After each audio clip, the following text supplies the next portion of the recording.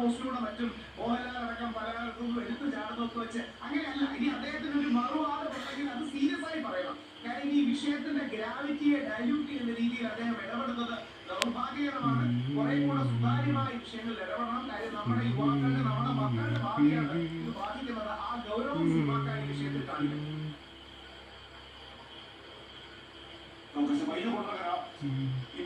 ഇവിടെ താങ്കൾ പുറപ്പെടാൻ പറ്റുമോ?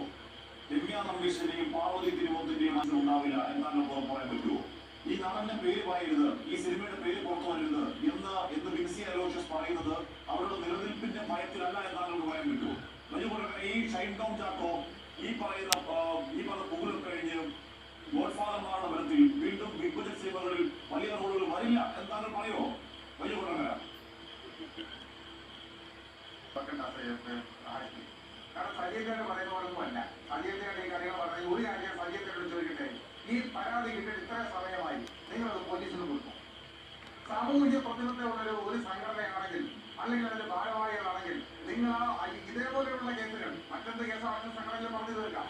പക്ഷേ ഇതൊരു സ്ത്രീയെ ആക്ഷേപിച്ച കേസാണ്, ലഹരി ഉപയോഗിച്ചിട്ട് സെറ്റിൽ വന്ന കേസാണ്, അല്ലെങ്കിൽ ലഹരി കൊണ്ടു നടക്കുന്ന കേസാണ്. അങ്ങനത്തെ കേസ് വന്നപ്പോ എന്തുകൊണ്ട് വിധി ചേർന്ന് ഈ സംഗതി മറച്ചു വെച്ച് ഇത്ര സമയം ഇവർക്ക് പോലീസിൽ കൊടുക്കുന്ന എല്ലാത്ര ബുദ്ധിമുട്ട്? അതിന് വിൻസ് കൊടുക്കണമെന്നില്ല. നേരത്തെ ശ്രീ ജോർജ് ജോസഫ് പറഞ്ഞ പോലെ ഇതിന് പോലീസിനെ കേസെടുക്കാൻ വേണ്ടിയിപ്പോ ഒരാൾ കൊടുക്കണമെന്നൊന്നുമില്ല, പോലീസിനെ കേസെടുക്കാം. കാരണം അങ്ങനത്തെ ഒരു കാര്യമുള്ളൊരു കേസാണത്. ഇത് ഈ വിൻസി അലോഷ്യസിനെയൊക്കെ സിനിമയിൽ ഈസിയായിട്ട് യാതൊരു സംശയമില്ല. ഈ നടിയെ ആക്രമിച്ച കേസിലൊക്കെ ഈ രമ്യ നമ്പീശനെയും പാർവതി തിരുവോത്തിനെയൊക്കെ ഈ പറഞ്ഞതുപോലെ വർഷങ്ങളായിട്ട് ഇപ്പോൾ ഒതുങ്ങിയിലാണ് സിനിമ പോകുന്നത് എന്ന് നോക്കേണ്ടത്.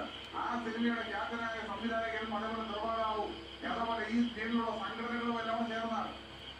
അതങ്ങനെ ആ സിനിമകൾ ഇറങ്ങുമ്പോൾ ആ സിനിമയ്ക്കകത്ത് ഈ ഇവരെ പോലെ തലനിർത്തിയ ആളെ ഉണ്ടെങ്കിൽ, ഈ ഷൈൻ ടോം ചാക്കോയും ശ്രീനാഥ് വാസിയെ പോലെയൊക്കെയുള്ള ആളുകളൊക്കെ ഉണ്ടെങ്കിൽ അവരുടെ ടീമിനെ തന്നെ നിങ്ങൾ ചിന്തിച്ചു നോക്കൂ. ആ സംവിധായകരെ നോക്കൂ, അവരെ ക്യാമറമാരെ നോക്കൂ. ആ ഒരു ഗ്രൂപ്പിനെ നോക്കിയാൽ പല സിനിമകളിലും വളരെ വ്യക്തമായി പഠിച്ചാൽ മനസ്സിലാകും ഇതിനകത്ത് എത്രത്തോളം സത്യസന്ധതയുണ്ട്, എത്രത്തോളം ഇതിനകത്ത് കച്ചവടം നടക്കുന്നു എന്നുള്ളത്. ഇതൊന്നും ആരും നോക്കുന്നില്ല. സംഘടനാപരമായിട്ട് ഒരു തീരുമാനങ്ങൾ എടുക്കാൻ പറ്റില്ല. ഒരു സംഘടനയ്ക്ക് ഒരു തീരുമാനം എടുക്കാൻ പറ്റില്ല. അങ്ങനെ തീരുമാനം എടുക്കാൻ നേരത്തെ തീരുമാനം എടുത്തേനെ. തീരുമാനം എടുത്തുള്ളൊരു കാര്യം അതിനാണെങ്കിൽ എവർക്ക് എന്തായാലും വീട്ടിൽ എടുത്തേനെ. ഇവർക്ക് എത്ര വലിയ നടനായിട്ട് എവിടേക്ക് വീട്ടിലെടുത്തുകൊണ്ട് ഇൻഡസ്ട്രിയിൽ പണിയെടുത്ത് പിണ്ടം വെക്കണം. അതാണ് വേണ്ടത്.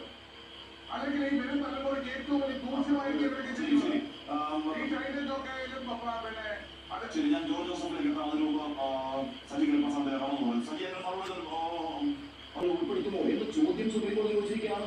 ഈ ചോദ്യം തന്നെയാണ് പാർലമെന്റിൽ ഇരുസഭകളിലും പ്രതിപക്ഷം ഉന്നയിച്ചത്.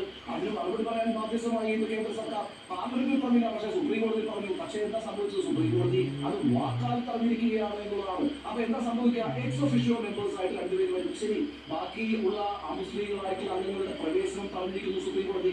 നോക്കൂ, ഈ പറയുന്ന സുപ്രീം കോടതിയുടെ ഒരു നിരീക്ഷണമുണ്ട്. ആ നിരീക്ഷണത്തോട് തുടക്കം മുതൽ തന്നെ യോജിക്കുകയാണ് ഞാൻ.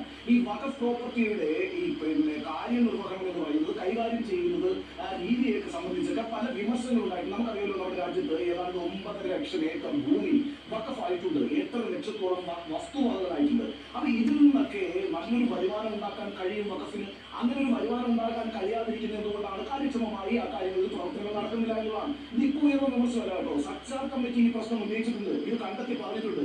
അപ്പോൾ ചില കാര്യങ്ങളിലൊരു റെഗുലേഷൻ വരുത്തേണ്ടതുണ്ട് എങ്കിൽ അതിന്റെ പ്രവർത്തനത്തെ കാര്യക്ഷമമാക്കാനായിട്ട് സുതാര്യമായി ഇടപെടേണ്ടതുണ്ട്. അതാണ് സുപ്രീം കോടതി പറഞ്ഞിരിക്കുന്നത്. ചില കാര്യങ്ങളിൽ ഇടപെടലുകൾ അനിവാര്യമാണ് എന്ന് തന്നെ കോടതിക്ക് ബോധ്യപ്പെട്ടിട്ടുണ്ട്. പക്ഷെ മതവിഭാഗത്തിന്റെ വിശ്വാസമുള്ള ഏകപക്ഷീയമായ കടന്നുകയറ്റത്തെ അംഗീകരിച്ചു സുപ്രീം കോടതി. ഞാൻ ഈ വിഷയവുമായി ബന്ധപ്പെട്ട് ഏറ്റവും പ്രധാനമായി കാണുന്നത് വഖഫ് ബൈ യൂസർ എന്നുള്ള ആ വകുപ്പ് എടുത്തു കളഞ്ഞു എന്നുള്ളതാണ്. വഖഫ് ഭേദഗതി ബില്ലുമായി ബന്ധപ്പെട്ട് ഏറ്റവും സുപ്രധാനമായി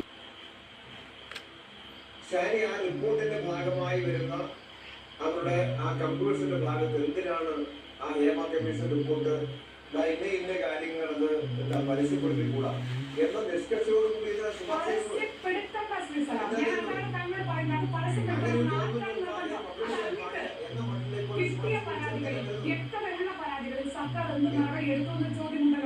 വ്യക്തതയുള്ള പരാതികൾ കിട്ടിയ പേരറിയാവുന്ന പരാതികൾ അതിനെ വെളിപ്പെടുത്തണമെന്ന് പറഞ്ഞുകൊണ്ടാണ് നിങ്ങൾ ട്രൈബ്യൂണൽ ഉണ്ടാക്കാത്തത്. ഇതുവരെ ഈ 6 വർഷമായിട്ടും ഒരു നടപടി വ്യക്തത കുറവിന്റെ പ്രശ്നമില്ല. 6 വർഷമല്ലല്ലോ, 6 വർഷമല്ല, റിപ്പോർട്ട് കിട്ടിയപ്പോഴാണ്. ഒരു തോർത്ത് അമ്മ ഇറക്കിയിട്ടില്ലടാ. സൗണ്ട് പോകുന്നുണ്ട്. എന്താ ശുപാർശ പറഞ്ഞത്? ഒരു സാധാരണ മറ്റ് അന്തർ ജുഡീഷ്യറി ഒരു സംവിധാനത്തിന്റെ ഭാഗമായ ഒരു വിഷയത്തിന് മേൽ റിപ്പോർട്ട് വന്നതുപോലെ അതിന്റെ റിപ്പോർട്ട് അവസാന ഭാഗത്ത് പറയുന്ന കാര്യം ആക്ച്വലി